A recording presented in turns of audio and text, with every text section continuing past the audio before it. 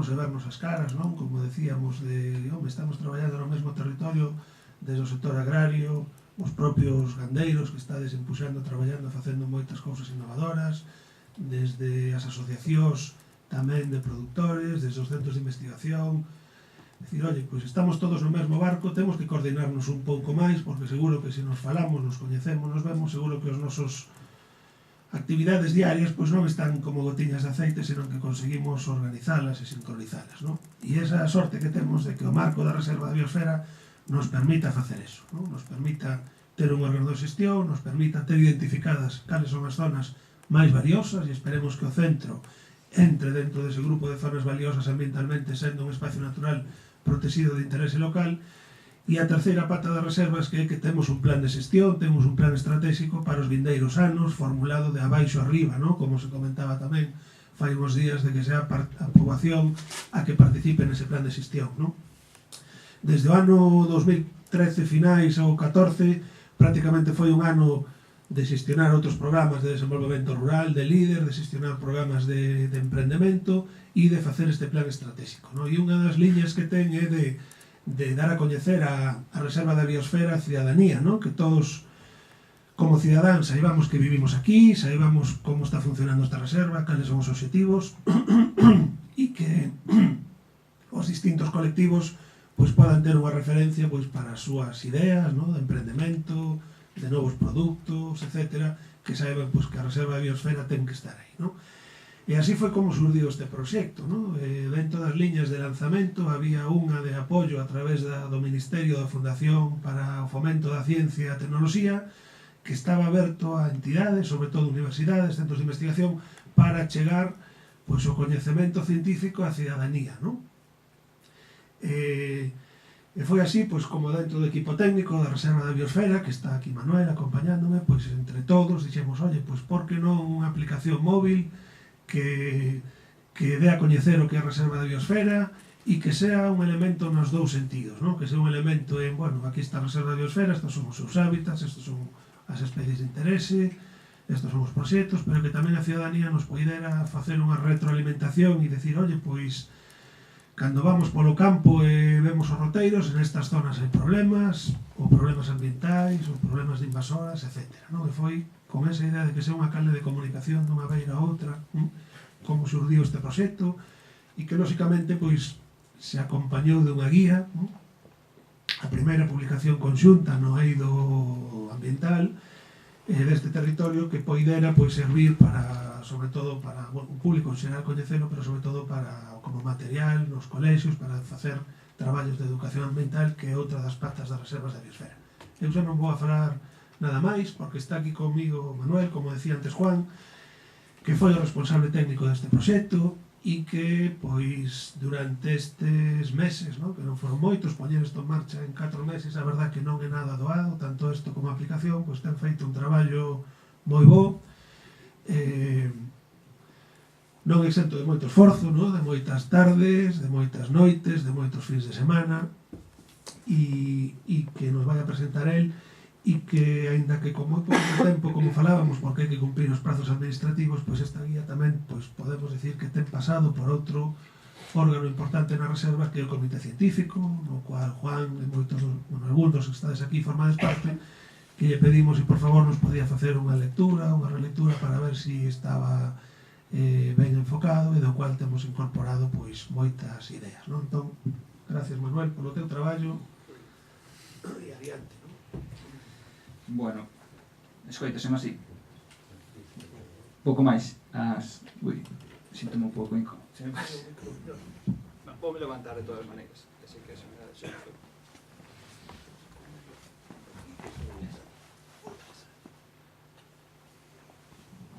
Vale, gracias. Nada, eso, como comentaba Jorge, pues, eu vou explicar un pouco pois materiales que den da reserva. Pois tamén non solicitaba a xente, non? A reserva é algo que naceu fai 2 anos e medio, en maio de 2013, levase traballando xa anteriormente dende a Asociación de Mariñas Betanzos, pois o tema da conservación de espacios naturais, a promoción de zonas de alto valor ecolóxico e demais. pero foi en maio de 2013 cando se puxo esa pedra para traballar conxuntamente dunha maneira, dunha figura internacional que englobara todo iso que se estaba facendo. A Reserva de Biosfera, non vamos falando dela toda a mañán, pero, bueno, para facer unha pequena introducción, pois forman a 17 concellos que son bastante diferentes, como a reserva en sí mismo. A Reserva de Biosfera é a segunda máis poboada de toda España. Cando se pensa en reservas de biosfera, pois sempre pensamos en espacios naturais, sempre pensamos en zonas ambientais e demais. En cambio, a reserva de biosfera fixéronse tamén para promocionar o desenvolvemento sostible. O desenvolvemento sostible ten que ir na man da poboación e dos espacios tamén industriais e urbanos, non? É algo conxunto. No ano 2011 esta reserva tiña 189.000, agora xa pasa dos 190.000, son 114.000 hectáreas, son 7 concellos. Os concellos da parte de abaixo da área comarcal da Coruña e Betanzos son moito máis densamente poboados que as áreas de, por exemplo, Irixoa, Aranga, Curtis, Sobrado. Son zonas que na súa socioeconomía son completamente diferentes. Entón chegamos a densidades de poboación bastante altas, pero que na parte baixa pois son todavía máis altas e na parte alta pois descenden. Esta reserva de biosfera ten unha zonificación, a zonificación básica, non? A zona núcleo, que é onde se concentran os maiores valores ambientais, teñen que ser espacios naturais protegidos, e entonces a día de hoxe na reserva hai 4 espacios naturais protegidos, que é a parte da Costa da Morte en Arteixo, a Costa de Deixo en Oleiros, o Encoro do Begondo Cecebre e a Ría de Betanzos. Había outras zonas que están na ampliación da Rede Natura, como son a ampliación da Ría de Betanzos, Mandeo, Brañas do Deo e Serra da Cova de Ser. Ainda están aí en expectativa de ser aprobadas na ampliación da Rede Natura, pero son espacios que conteñen moitos valores ambientais. Arredor destas zonas núcleo, hai unhas zonas tampón que funcionarían de filtro. E despois, a partir disso, temos a zona de transición, que é a gran maioría do... Como comentaba antes Jorge, esta reserva ten un plan de xestión que se debateu, que se propuxo ao público, que foi retocado, cambiado, editado, mediante diferentes reunións dentro da asociación e tamén que se veu ao público en xeral. Basábase nunhas liñas do Plan de Acción de Madrid, no que se basan todas as reservas de biosfera. Nese plan de xestión hai 5 liñas. Podemos dicir que os traballos que vamos a explicar hoxe se centran sobre todo na xestión adaptativa, comunicación e cooperación, na ciencia e desenvolvemento de capacidades e na conservación de recursos naturais e patrimoniais. A reserva traballa e fai diferentes actividades dentro dos 5 eixes. Cales son os antecedentes? Os antecedentes foron que dentro da reserva unha correcta xestión precisa dunha importante caudal de información, o sea, que nos declaremos hoxe a reserva de biosfera porque temos uns valores naturais concretos, non quere dicir que teñamos que saber se eses valores naturais, como se falou hoxe a mañá, se están degradando, están desaparecendo ou cal é a súa evolución. A investigación e a aplicación dos coñecementos científicos.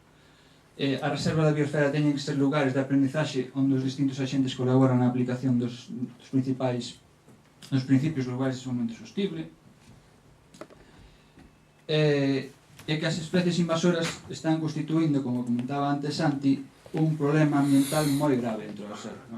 A nivel mundial, a perda de biodiversidade débese a degradación de hábitats, me parece que é o primeiro punto, e o segundo punto é a expansión das especies exóticas invasoras, e aquí temos un pouco de todo que está facendo o seu traballiño dentro da reserva, o seu traballiño negativo. Aquí temos, por exemplo, diferentes fotos de obradoiros que desenvolveu hábitat en diferentes espacios naturais en Arteixo, para que achegarlle ao público en xeral cales son os intereses deses espacios naturais. os obxectivos deste proxecto pois eran dar a coñecer un pouco o papel que desempeña a Reserva de Biosfera, pero incrementar os conocementos que temos dela para saber se estamos traballando nunha línea correctamente ou non. Promover a participación e empoderamento da poboación. Queremos que a poboación participe, que nos axude, que nos diga o que estamos facendo ben, o que estamos facendo mal, por onde deberemos ir. Non marcamos nós dentro da oficina o que queremos facer. Iso sería unha ocupación moi clara. Temos que escoitar a todos os axentes e con estas ferramentas intentamos que todo o público que hasta ahora non sabía o que era a reserva ou que tiña aí apartado pensando que era outra cousa, pois que se achegue, que nos comunique, que nos envíe fotos e que nos diga realmente o que ten. O último punto era concienciar a poboación sobre a importancia e o respeto ao medio ambiente.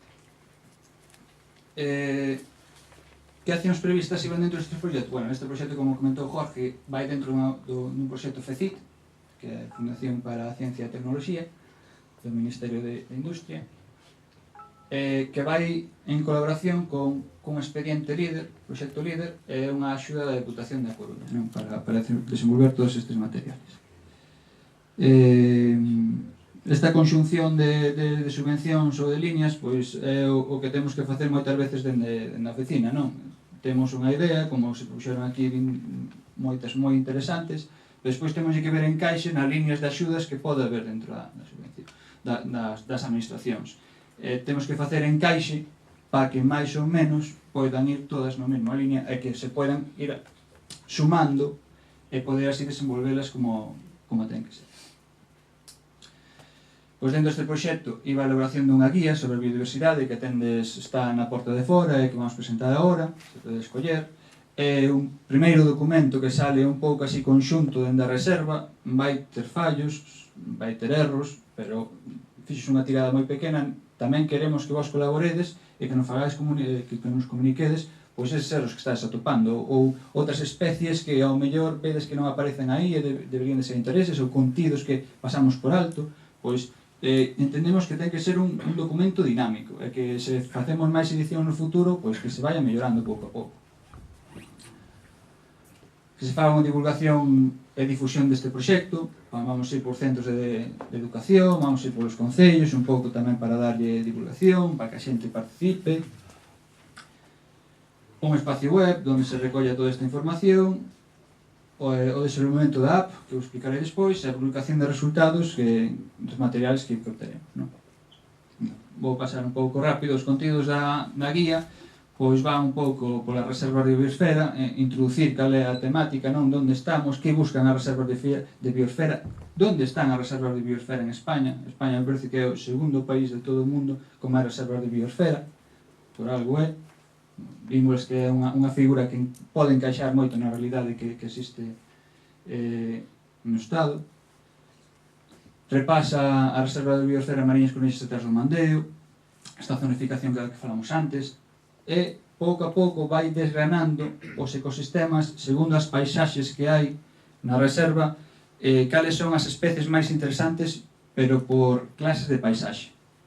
Despois fai unha pequena resumo das especies exóticas invasoras que teñen máis afectación ou que están afectando máis negativamente á reserva e, por último, recolle un apartado que facer pola reserva. Simplemente son consellos como podemos nos axudar a que a reserva vaya mellorando pouco a pouco. Pois bueno, os primeiros apartados vai sobre o programa MAP, Man and Biosphere, o Home e Biosfera, que é o programa da UNESCO, que recolle realmente e pon os puntos nos que se debe de basar as reservas de biosfera a nivel mundial. O sea, unha pequena introducción, recolle cales son os puntos, os obxectivos das reservas e demais. O seguinte apartado, as reservas de biosfera, a zonificación que explicamos antes, que é o que busca, cal é a superficie, que concellos abrangue, as paisaxes en que está dividida. Despois xa podemos facer un pouco unha recollida destas especies de maior valor ambiental que atopamos.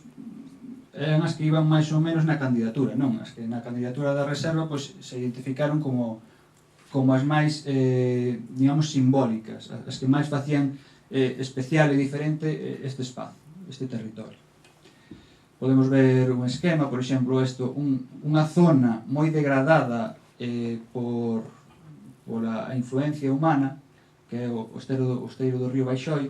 En cambio, vemos que aínda garda moitos valores ambientais que se queren promover e protexer no futuro, non?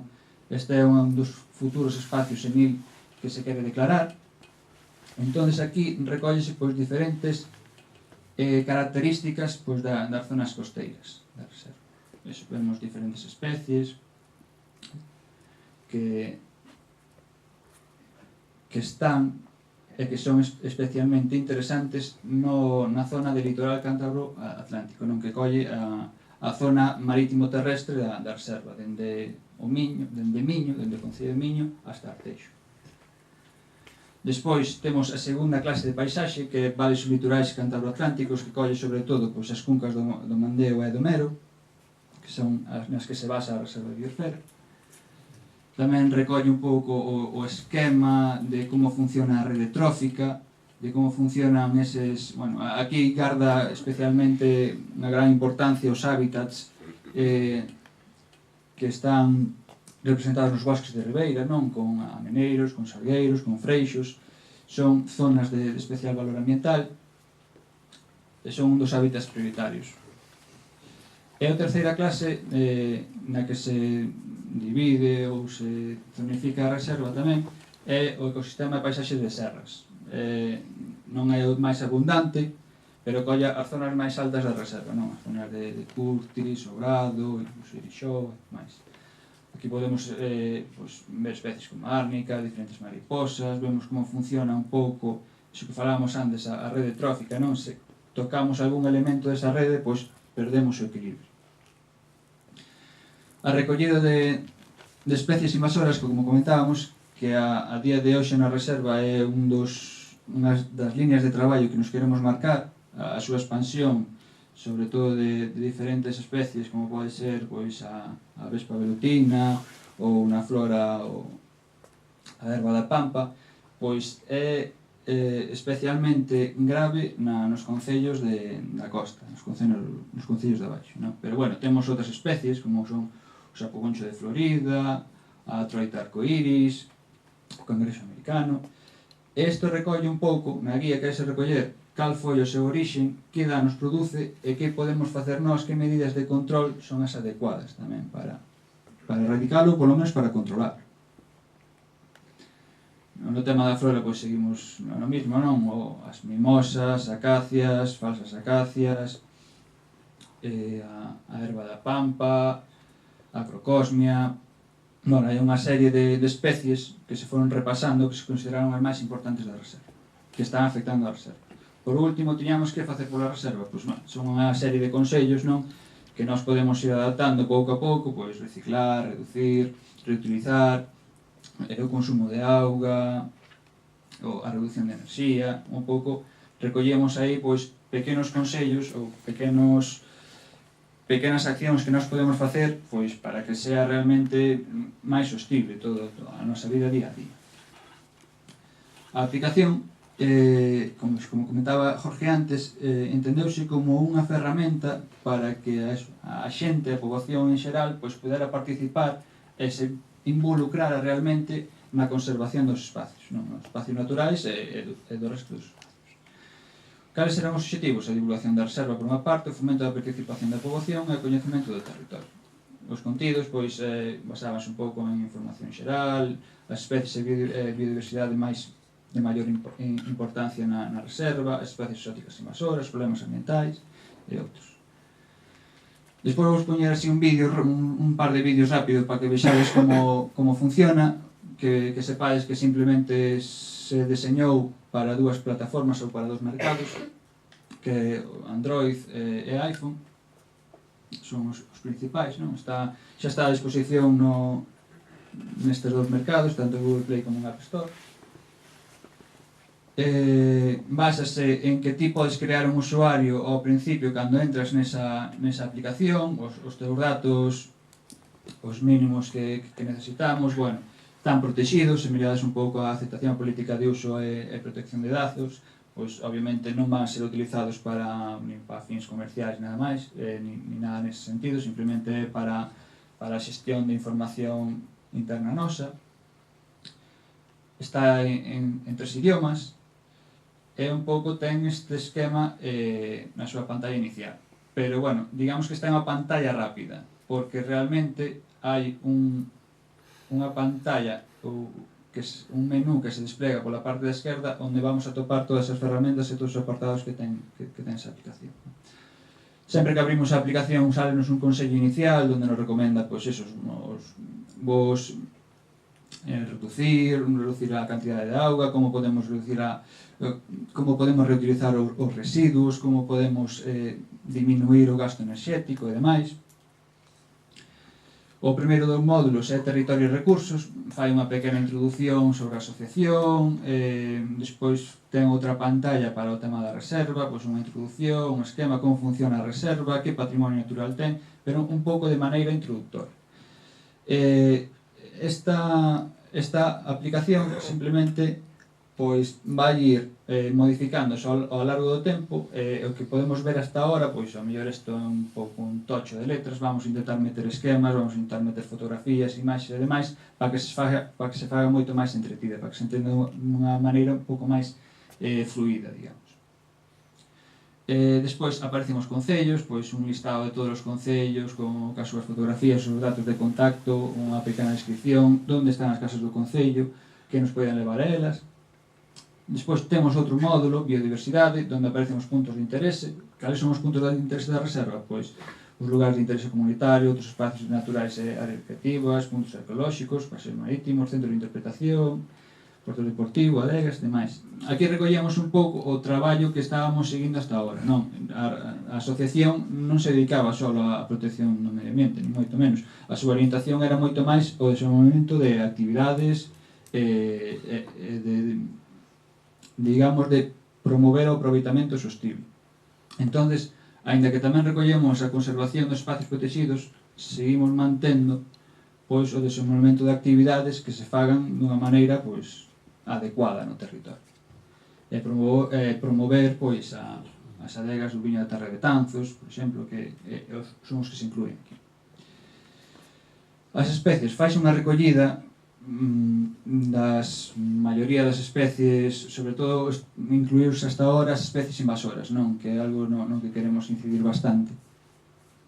Se entramos aí, pois temos unha pequena ficha de onde veu con información, fotografías, imaxes, enlaces que podemos descargar máis información, como se diferencia esa especie. Como decía antes, a aplicación salió recentemente e estes contidos vamos ir subindo pouco a pouco, ir ampliando, para que cada vez pois, este listado de especies pois, vai aumentando, se vai adaptando mellor á realidade que temos no territorio.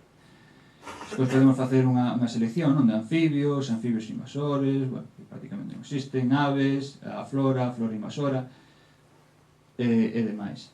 E despois aparece un apartado que é o da participación. Se nos facemos usuarios, ou se cubrimos a ficha, porque non temos por que cubrir aqueles datos que vos dixen ao principio, podemos simplemente consultar toda esta información dunha maneira dun usuario normal. Pero se se quere utilizar como un medio de comunicación, se queren mandarnos información a nós, fotografías e demais, pois cubrimos esa ficha e despois temos un apartado onde é enviar foto. Con este apartado ti entras, podes quitar unha foto, pois, por exemplo, enseñaremos un vídeo, ainda que non, se estamos paseando e vemos unha planta de cortadeiro, vemos simplemente residuos tirados, un basurero ilegal, demais, quitamos unha foto, poñemos a foto de especie, pero, pode ser, poñemos un título a esa foto, digamos, pois, basureiro incontrolado.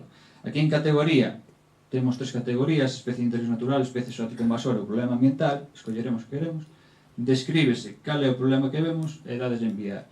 Inmediatamente a aplicación colle, tens que ter as coordenadas ou a ubicación activada, colle as coordenadas onde estades, SUTM, e envíanos un correo a nós. Nese correo aparecen as coordenadas da fotografía, aparecen a información que describistes vos, e nós categorizamos o que nos estás mandando. Sabemos que o sea, que a especie que vistes coincide co que nós pois podemos identificar e demais, pois inmediatamente esa fotografía pasa a especie onde aparece o listado de especies. Con esa fotografía é onde podemos consultar un plano ou un mapa onde aparece a ubicación exacta dese punto. Que queremos facer con isto? Obviamente, unha, saber cal é a realidade da reserva, e dúas, que se hai que realizar políticas ou líneas de axuda ou proxectos, pois que se centren onde realmente están eses problemas ambientales. É dicir, se hai que traballar para a eliminación e erradicación de alguna zona de especies invasoras e temos un plano onde se centra realmente en unha zona en concreto, pois deberíamos de traballar aí. Ou se temos puntos de vertido incontrolados ou demais, pois teremos que poñer en contacto co Concello ou ca administración competente nese caso para que o resolva. Pero polo menos está aí, queda registrado e podemos, digamos que temos unha ferramenta que permite a identificación deses puntos concretos. Despois hai máis apartados, non? Hai rutas de senderismo onde recollen, pois, conecta directamente con Google Maps, onde aparecen registradas todas as rutas de senderismo da reserva.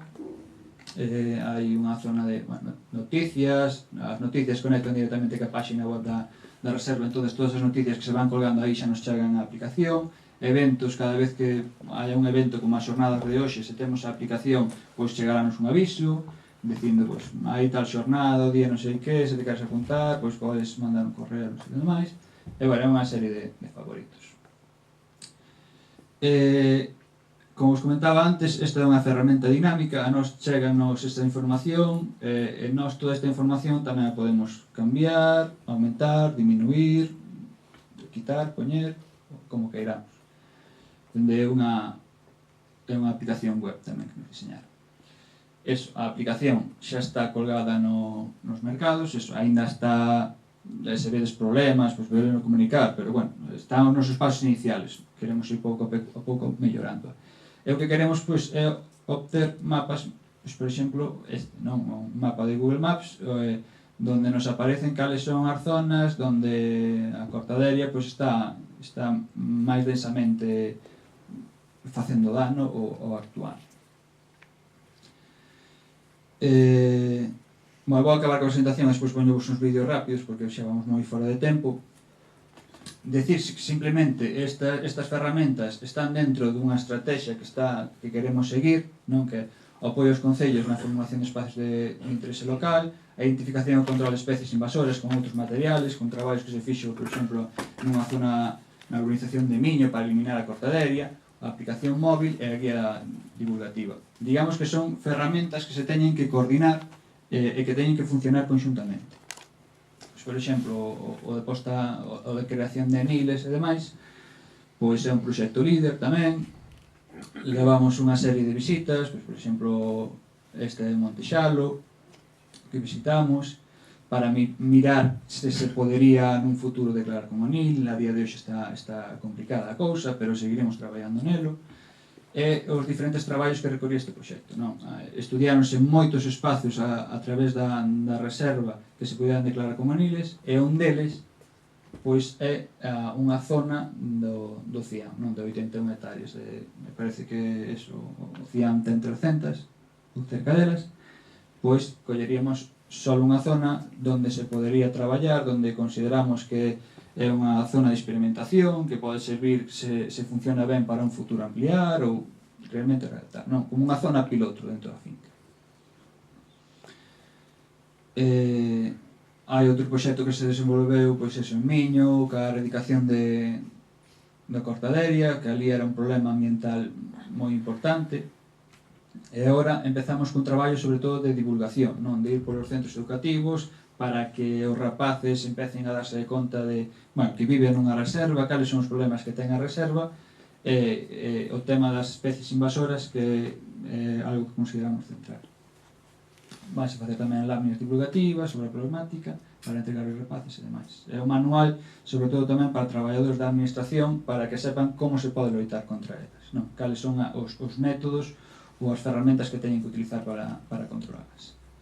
Bueno, moitas gracias. Simplemente, se me deixades, poñevos un vídeo rapidamente de como funciona aplicación xa rematei. Bueno.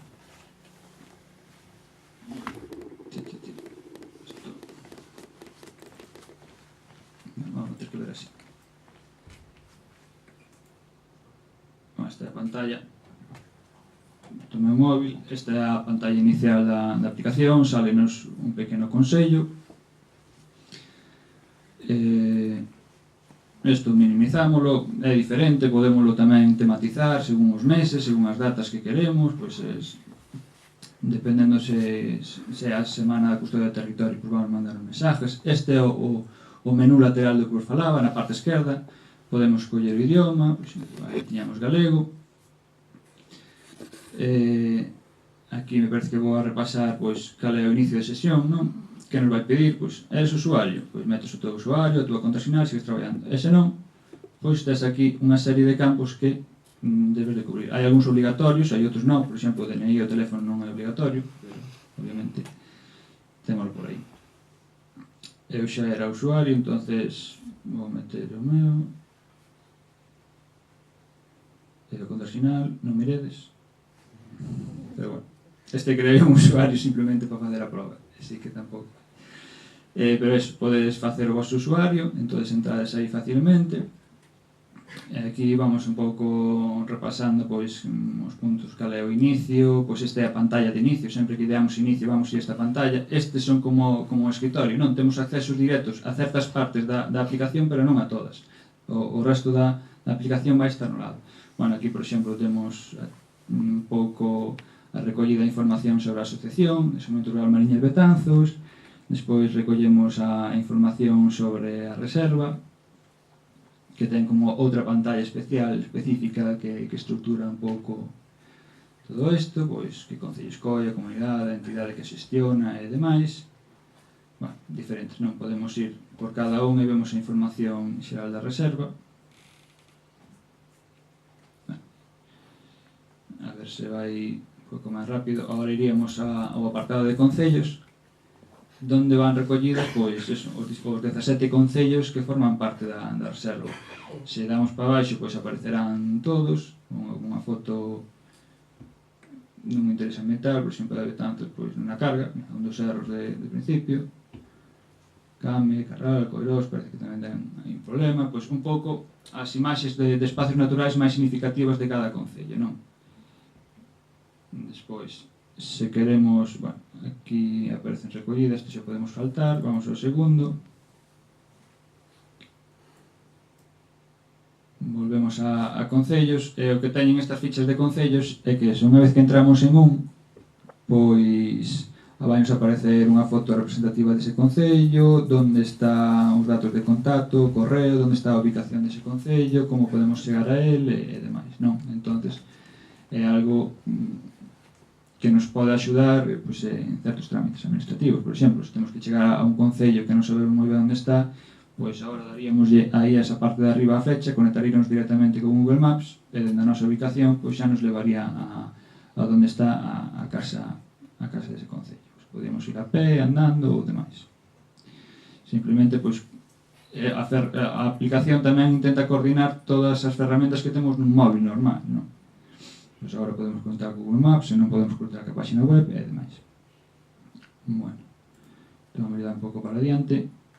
Bueno, podemos guardar en favoritos, entonces, unha vez que guardamos unha ficha en favoritos, non temos que estar conectado á rede nin a internet para ter esta información. Despois temos puntos de interese, se lle damos para a parte dereita, pois podemos escoller cal é cal é o punto de interese no que queremos centrarnos, pois espacios naturais, onde están, cal é a súa información e demais, como podemos chegar a eles.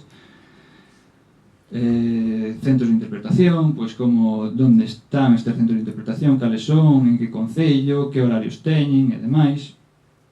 Vamos a dar un pouco máis para adiante.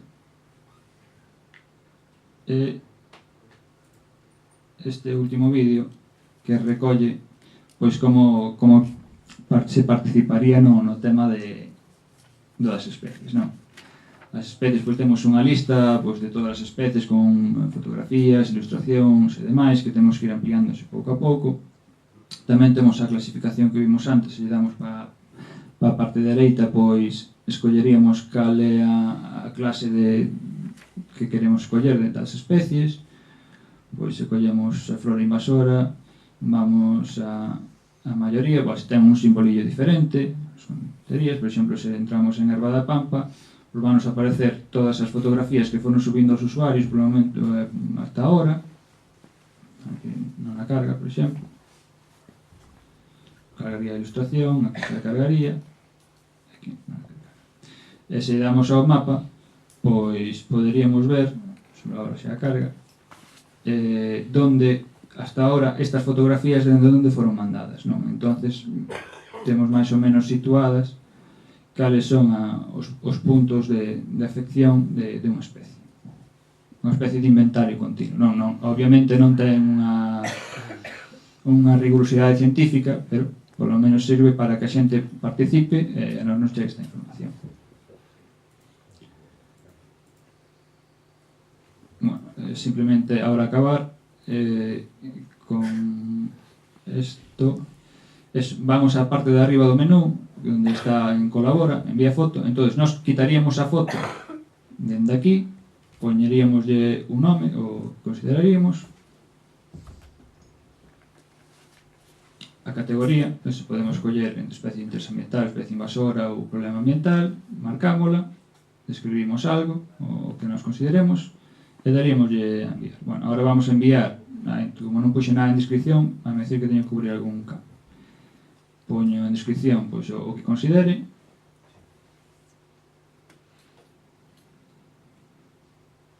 Planta de cortaderia na playa de Miño. Damos a enviar, xa directamente a aplicación colle as nosas coordenadas e mándalo. A nos cheganos un correo e xa saberíamos, o sea, daríamos para adiante ou demais. Entonces, no momento que damos para adiante, eso xa volve a retroalimentar a propia aplicación. Bueno, eso porque lle din a cancelar no medio, pero bueno, non habería problema. E penso que vamos a cortar porque nos pasamos moito de tempo. E penso que eso foi máis ou menos un resumen de xa podes encender a luz se queres, André, de todos os materiais que levamos que presentamos hoxe. É unha estrategia que non se basa só en materiales, obviamente necesita a colaboración de todo o mundo. Estas ferramentas non traballan, se non se divulgan, se non se difunden e se a xente non participa, non valen absolutamente para nada.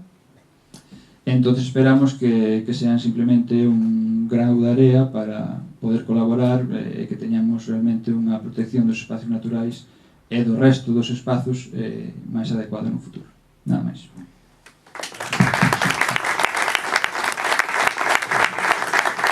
Moitas grazas, Manuel, grazas, Jorge. Non sei se alguén ten algunha preguntiña.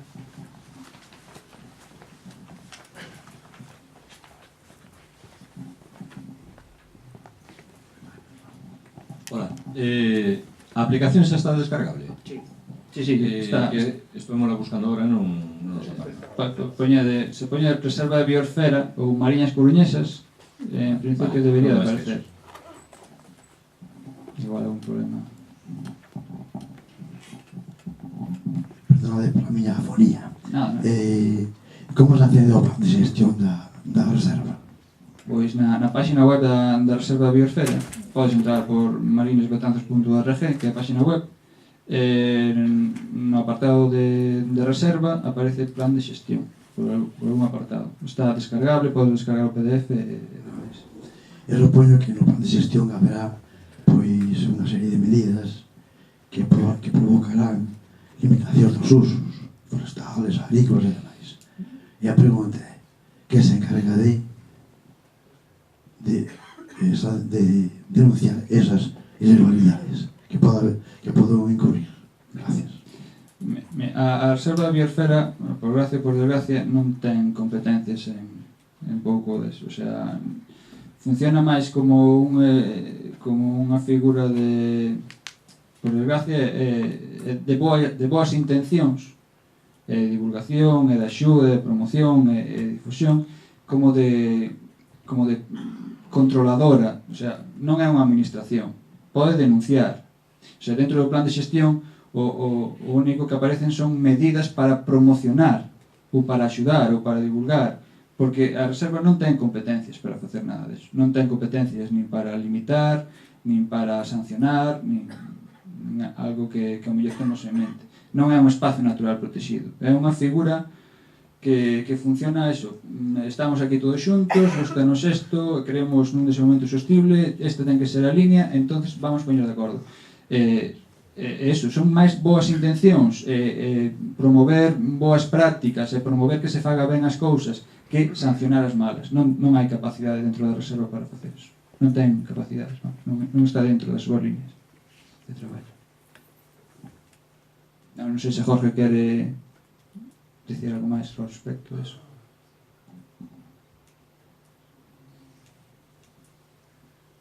Non, nada máis, o sea, decías que non existe competencia sancionadora, pero está reconocido por UNESCO como un espacio protegido, un espacio natural protegido en conxunto, ¿no?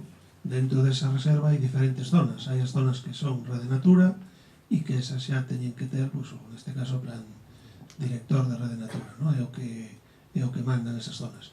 E no resto, pues, son os propios planeamentos dos concellos ou normativas sectoriais as que poden estructurar o territorio, ¿no?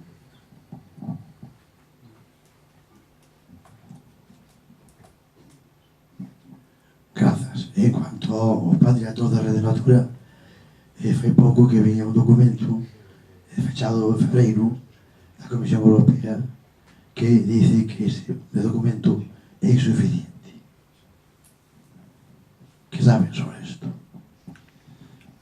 Bueno, pues nós tampouco, non sei se Pablo Ramil quere dicir algo ao respecto. Sí, igual podemos deixar eso, porque é unha pregunta global, non? Quero dicir, entonces, agora cando pues, a mesa redonda vai haber diferentes expertos respecto a ese tema, entonces supoño que estarán moito máis enterados de como está a situación. Alguna pregunta máis? Non é amenazante o meu tono, pero casi. Unha pregunta sobre os fondos dos que partido para desenvolver toda esta... Sí, sí, o sea, pois me parece que eso. A aplicación contou de fondos de FECIT, que é o Ministerio de Industria, que puxo 5.000 euros. O líder me parece que puxo 2.000 e algo, Deputación puxo 2.000, me parece. A guía pois foron 2.600 euros, tamén se os puxo entre FECIT e a Deputación. Non sei se tamén líder. O sea, non sei claramente, porque fracciona, o sea, algunhas líneas de subvención podenche axudar a financiar certos proxectos, pero en cambio, por exemplo, na aplicación hai algunhas líneas de axuda que che financian a recollida de datos en campo, pero non che financian deseños de aplicacións. Entón, tens que ir combinando pouco a pouco. Unha pois financia un traballo, outra financia outro. Pero máis ou menos ese é o desglose. O complicado ven agora que todos colaboremos en facilitar información a ese soporte. Nos, como Hábitat, pues claro, estamos acostumbrados a manexar bases de datos, de recollida de citas, e é moi complicado, e nos leva moito traballo recoller citas pues, de paxaros, de anfibios, de receixes, bueno, con moito esforzo vai ser facendo, ¿no? Entón, pues, bueno, animar a colaborar entre todos, intentar tirar todos por unha línea, desde Hábitat, pues, básicamente, pues, iremos, inda que temos os nosos proxectos aparte, de Carte Atlas, etcétera, pues, bueno, pues, é unha ferramenta máis. Eu vexo moi útil para o tema de denuncia ambiental, me parece, en particular, vexo moi interesante na invasoras, por exemplo, tema de citas, el FAO, tienen que pasar sempre un filtro para a identificación, etcétera, que eso non sei se vosotros podéis executalo, pero que bueno, el tema de denuncia me parece unha ferramenta moi chula. Sí, tampouco é, o sea, para crear atlas con requisitos moi particulares non vai servir, obviamente. E aparte, o móvil non nos sirve para coller, vai ser moi reducido, eso obviamente. simplemente, como decía, é máis de divulgativo para que a xente participe, para que a xente se involucre, e demais, eso, para invasoras, para puntos de vertidos, para cosas incontroladas ou denuncias que queremos facer principalmente. Simplemente comentar o tema da validación das citas, que hai unha plataforma que se chama biodiversidade.eu, que está realmente ben, está máis... non sei se é unha persoa aquí que está colaborando activamente con ese contorno, e non sei se podería haber unha posibilidade de integración da información que se colleite a través desta aplicación con esta outra de biodiversidade.eu. Non sei se hai unha maneira de cruzar as dúas bases de datos ou de fornecer a información que vayas obtendo para que se integre en biodiversidade.eu pasado unha validación. Non sei se me entendes. Sí, entendo. Habería que mirar cales son os campos necesarios de datos de unha aplicación e de outra. O sea, nós, obviamente, temos a base de datos con todas as fotografías coordenadas. É que vai ser eso e pouco máis. Entón, non sei se igual convén pegarlle unha chamada aos que están desenvolvendo esta plataforma. E vos está Roi Carballal, que non sei se coñecedes, está Martiño Cabana, ademais, que a verdade que está facendo un traballo realmente interesante. Sí, pero podría ser compatible. Habría que simplemente mirar cales son os requisitos de información de un e outro, e nós, obviamente, esta información estaría disponible a todo o mundo. Se non hai máis preguntas, pido que se acheguen á mesa tanto Juan Castro fará de moderador como o resto de convidados. Roubaremos un pouquiño de tempo a comida, logo, antes de pasar a comida, falaremos un pouquiño da posterior saída para gestionar co propio persoal do CIAN como faremos esa visita, non sei se agora mesmo chove ou non. O que sí, bueno, logo falamos un minuto.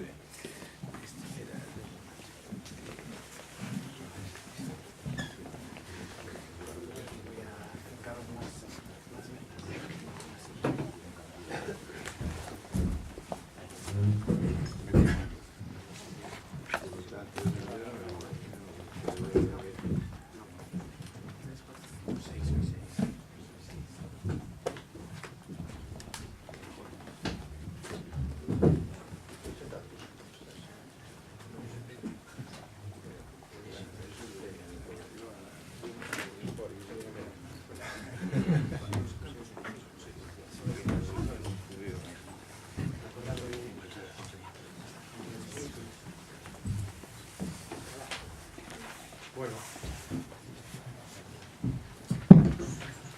seguimos a xornada, xa son horas e non vou ter a mesa redonda con Fabio, non?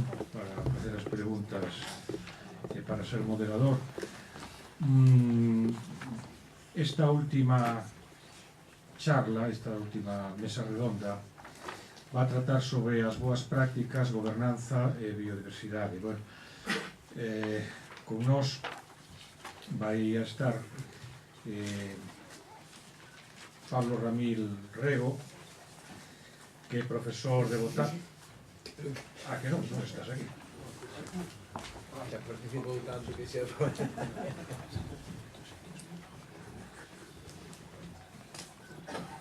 Pois sí, non o ves.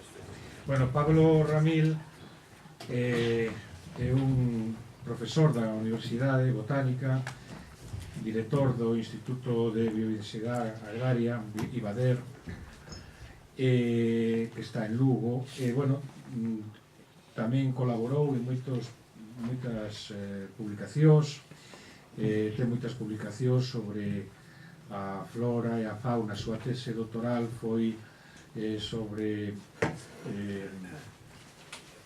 as turbeiras do Xistral, non? Entonces, bueno, é un dos hábitats co maior interese que temos aquí en Galicia, non? E se pode, eu quedei así un pouco impresionado que se podía saber que vegetación había fai miles de anos, estudando o polen, estudando esa flora fosilizada que temos nas turbeiras, non? Entonces, bueno, é importante dar a coñecer esa cultura, ese coñecemento, para coñecer o valor que temos con nós aquí en Galicia, non? Tamén estará con nós Jorge Vázquez Rey, que xa estuvo falando antes con a mesa redonda do Servicio Provincial de Coruña de Conservación da Natureza, José Ángel Burgo Rodil, que é o director do FOGA.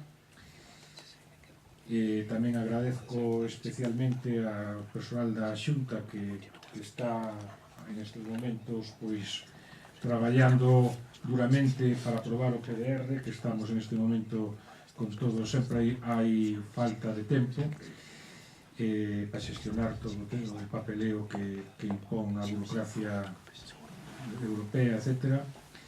E tamén Manuel Capón Domínguez, xefe do Distrito Forestal de Betanzos, e tamén agradecerlle a súa presencia aquí. E por último, Antón Vázquez Corral, director técnico de Puraga, que non nos coñecíamos. E bueno, simplemente vamos a facer unha mesa redonda. Eu creo que o importante para levar a cabo todo este tipo de actuacións no medio rural e no medio agrario é estar, falar uns con outros, falar ca xente, falar cos agricultores, e por eso, eu quería empezar o debate. Estamos vendo que, así como outros países, xa teñen dentro do seu da súa cultura e das súas axudas e das súas políticas agrarias moi imbricado que o medio ambiente en todas as políticas, en este caso a política agraria común, estando ahora como estamos cerca de aprobar xa definitivamente, parece ser, o PDR, o que é o Plan de Desenvolvemento Rural 2014-2020. Eu vendo outros programas de desenvolvemento rural, vexo que estas caixas nido que temos aquí, que parece unha cousa exótica, non? Para os que traballamos agronómicamente cos fertilizantes, cos fitosanitarios, nos parece un pouco fora do que é o ámbito agrario, pero en cambio ves que en Irlanda se lle paga casi máis aos agricultores por conservar o medio. Estas caixas nidos se lles pode estar pagando ahora no PDR pois a razón de 30 a 40 euros por caixa. Se lle está pagando por cuidar, por exemplo, os castros, todo aspectos arqueolóxicos. O sea que o que quero decir é que o agricultor, o propietario, poda sentirse orgulloso de ter algo de valor patrimonial para a sociedade, como pode ser, xa digo, pois especies protegidas, como tamén algo de valor arqueolóxico, como é o caso de Galicia, moi similar a Irlanda. Entón, a mí me gustaría ver que opinión hai sobre o papel que se está implementando aquí en Galicia pois para que unha comunidade de montes, por exemplo, que teña algún resto arqueolóxico ou que teña algunha especie protegida, unha turbeira ou algún elemento, que medidas de apoio hai para protexer eso, para que con fondos europeos se fagan boas prácticas. Non sei que quere contestar, non sei no PDR se hai algún tipo de medidas, se sabedes, para contemplar axudas non solamente para a Rede Natura, que podía ser tamén, sino para outro tipo de lugares que poden ter interés alto valor natural. A ver, o do PDR todavía non respondido tanto porque está todavía en fase de finalización, de aprobación, entón todavía non é definitivo. Dice que no PDR anterior si efectivamente había contempladas axudas para espazos naturais e para tanto de Rede Natura como para parques naturais. Esas medidas contemplaban diversos tipos. Nos primeiros anos, cando se empezou coas axudas para espazos protegidos, pois abarcaban un montón de actuacións, desde restauración de vivendas, aprobación de proxectos de educación ambiental, cambio, restauración pois, nunha fachada dunha vivenda, todo ese tipo de medidas, co paso do tempo, foronse reducindo para medidas máis centradas no que é a conservación propiamente dita e nos valores patrimoniais das áreas protegidas. Así, nos últimos anos, as actuacións subvencionables, pois, basicamente son recuperación de elementos patrimoniais, actuacións de restauracións de hábitats, que poden ser solicitadas tanto por concellos, particulares ou comunidades de montes, non? Nos últimos anos si se reduciu un pouco o ámbito de actuacións que poderían ter cabida nas axudas, centrándoas máis en actividades máis directamente vinculadas á conservación dos hábitats e dos recursos patrimoniais. Eu supoño que o novo plan de desenvolvemento rural 2014-2020 vai un pouco nesa medida. Non sei as medidas concretas todavía porque non está aprobado, entón non imos adiantar cousas que todavía non sabemos se van a sair adiante ou non. A mí me gustaría, xa que o que escoitas un pouco continuamente na prensa son que os agricultores os gandeiros están un pouco fartos de sufrir, entre comillas, o mantemento da biodiversidade. Estamos vendo temas de xabarín que ataca os cultivos, que destroza o millo, temos ataques sobre todo de lobo contra as ovellas. Eu estuve fai pouco nunhas xornadas da Sociedade Galega de Pastos e Forraxes en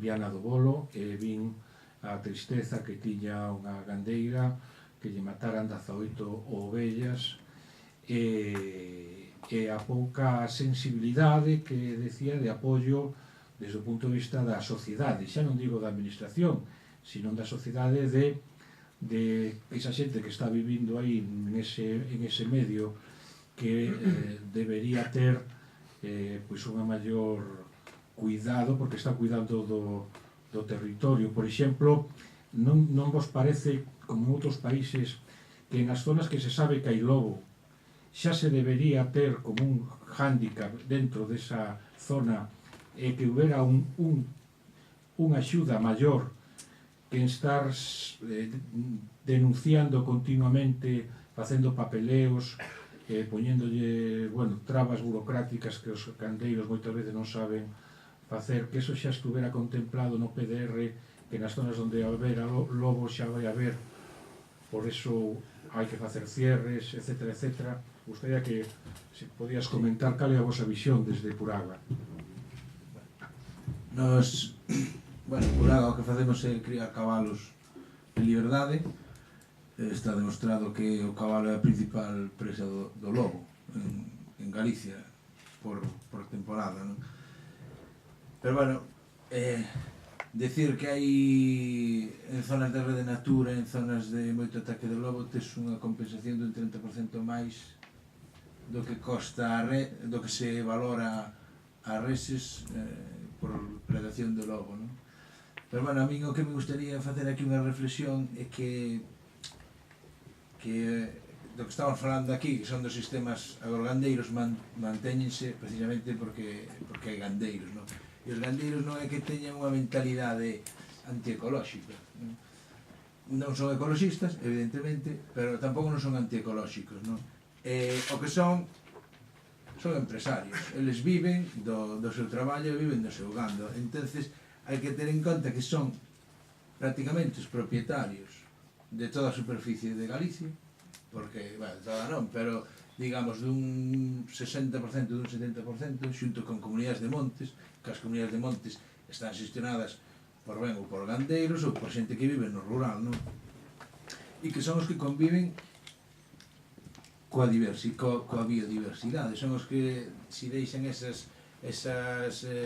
ortigas, pois poderá medrar a bolboreta das ortigas, pero tamén son os que lle come o becerro ao lobo, non? Entonces, o gandeiro hoxe en día está vendo que, como ben se dixo aquí, cada vez son menos, cada vez teñen menos poder económico, cada vez teñen menos peso político, non? E, sen embargo, somos posiblemente, con toda Europa, estamos en Europa, os que temos unhas implicaciones medioambientales maiores para producir, os que temos unha legislación sanitaria máis exigente para producir, os que temos unha legislación de bienestar animal máis duras para producir, non? E, ao final, eso, estés en Rede Natura, estés en Reserva da Biosfera, estés onde estés, non se traduce nunha salida ao mercado que te dé unha vantaxe económica, non? A xente, ao final, está comprando o que pode, o máis barato, e o que pode comprar, claro, grandes superficies e nas calidades e unhas cousas que van todo por cinta transportadora, non todo uniforme. Entón, ese é o gran problema que temos desde o meu punto de vista para conservar pois estes sistemas agroganaderos. Non sei se queredes decir alguna dentro, non sei, das medidas que hai dentro do FOGA, por exemplo, eu coñezo que existen as medidas da condicionalidade, non? Para recibir as axudas hai que cumprir a directiva Hábitats, hai que cumprir a directiva de aves, para poder simplemente ter dereito, non ser penalizado para cobrar as axudas da PAC.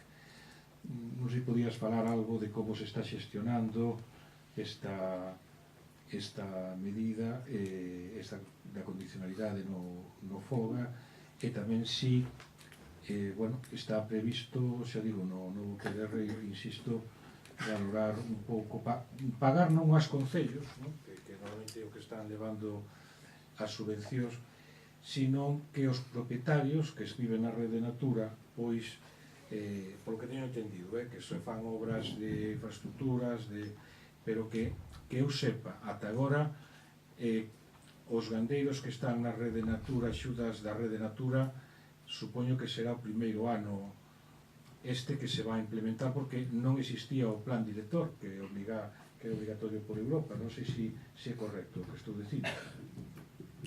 Bueno, eu quizás un pouco por poñernos ou ubicar todo isto das axudas da PAC dentro no marco ambiental. Xa apuntaba ahora Juan unha cousa moi importante que é a condicionalidade. Eu gustaríame, probablemente moitos de vos xa o sabedes, pero os agricultores, para poder recibir as axudas da PAC, digamos, podemos ver ou diferenciar dous tipos de axudas, o que nós chamamos os pagos directos e outras que son as axudas do desenvolvemento rural, que son as que están no PDR, e que unha parte delas van directamente para agricultores. Ben, pero para poder recibir esas axudas xa teñen unha serie de requisitos ambientais. Unha parte moi importante deles empezaron a aplicar a partir do ano 2005 para adiante, que é a famosa condicionalidade que apuntaba Juan. Entón, esa condicionalidade o que significa é que hai que respetar unha serie de, digamos, de dous tipos de requisitos, uns que xa son obrigatorios, como que decía Juan, de respetar a directiva Hábitats ou a directiva Aves, que é certo que se és agricultor e cobras as axudas tens que respetar, pero ainda que non sexas agricultor, tamén a tens que respetar, porque son normativas que están en vigor, son directivas ou reglamentos que se traducen en normativas dos estados e que son obrigatorias para todos.